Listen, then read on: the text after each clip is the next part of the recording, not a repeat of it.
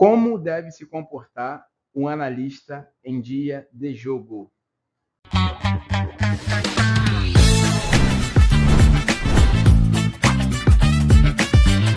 Seja bem-vindo, seja bem-vinda ao episódio 2 da nossa saga, O Analista na Prática Profissional. Eu me chamo Felipe Veríssimo, sou professor de Educação Física, treinador de handball e também trabalho com análise de vídeo. Se você não assistiu o episódio 1, volta aí e assiste lá, que ali nós falamos um pouco sobre o papel do analista dentro de uma equipe. Aqui vamos falar do papel do analista em dia de jogo.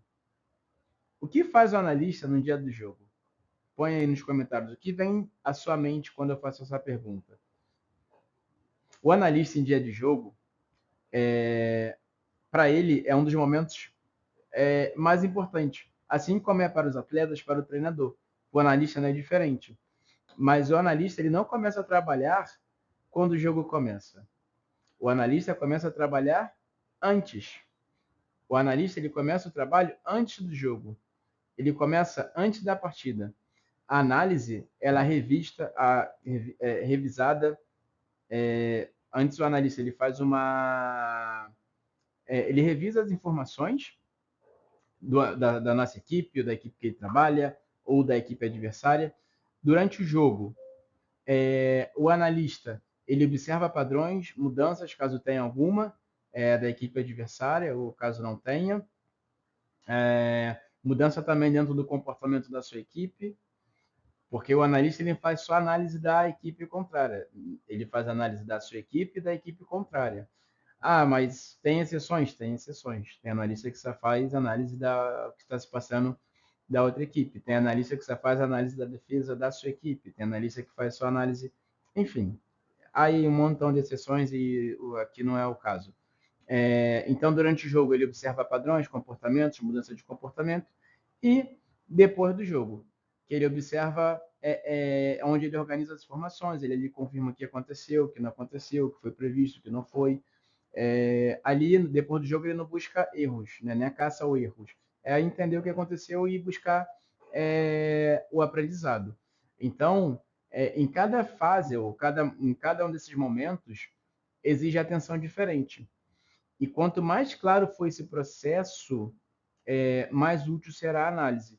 Por exemplo, um exercício prático para você que está aí. Monta aí um pequeno plano e responde: o que você observaria antes do jogo? O que você observaria depois do jogo? E o que você observaria durante o jogo, como está aí, e o que você observaria depois do jogo? Um exercício prático.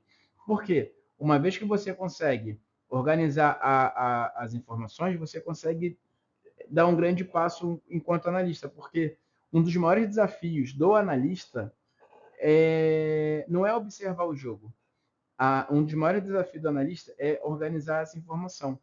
Durante uma partida, várias coisas acontecem. Muitas coisas acontecem durante um jogo. Sim ou não?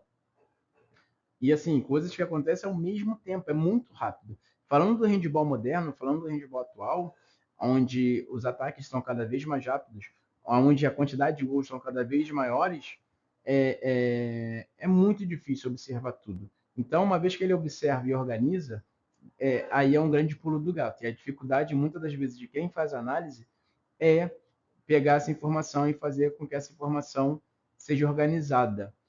Se o analista ele tenta guardar tudo, ele acaba se perdendo, porque isso é praticamente impossível, né? Então, é importante criar aí critérios claros de organização. Alguns analistas organizam por etapa do jogo, por fase do jogo, outros organizam por código. Aí cada um tem o seu método. Cada um vai achar a sua maneira de se organizar melhor. Mas o mais importante eu faço análise para mim enquanto treinador. Ok, eu tenho uma maneira de fazer análise para mim. Agora, se eu vou fazer uma análise para uma outra pessoa, eu tenho que entender como é que funciona essa pessoa, porque a minha comunicação com essa pessoa ela precisa ser assertiva. Então, eu não estou fazendo análise para mim, eu estou fazendo uma análise para uma outra pessoa. Por exemplo, eu tenho aqui um livro, né? Nesse livro aqui, ó, ele já li, já reli, está todo, não sei se vocês conseguem ver daí, né? Mas ele está todo pintado. Então, aqui, o livro quer me comunicar algo. E o autor responsável ele tem que tentar escrever de uma maneira que seja fácil essa comunicação, esse entendimento, o que ele está tentando passar para mim. Então, o método pode variar aí de analista para analista, tá? Mas o objetivo é sempre o mesmo.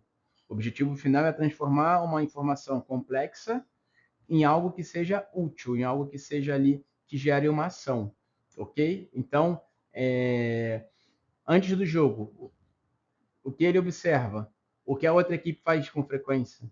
Aqui ele não está preocupado em ver o que a equipe faz bem, tá? Ele está preocupado em ver o que a outra equipe faz com frequência. Durante o jogo, o que funciona, o que não funciona. Como a gente marca gol, como a gente toma gol.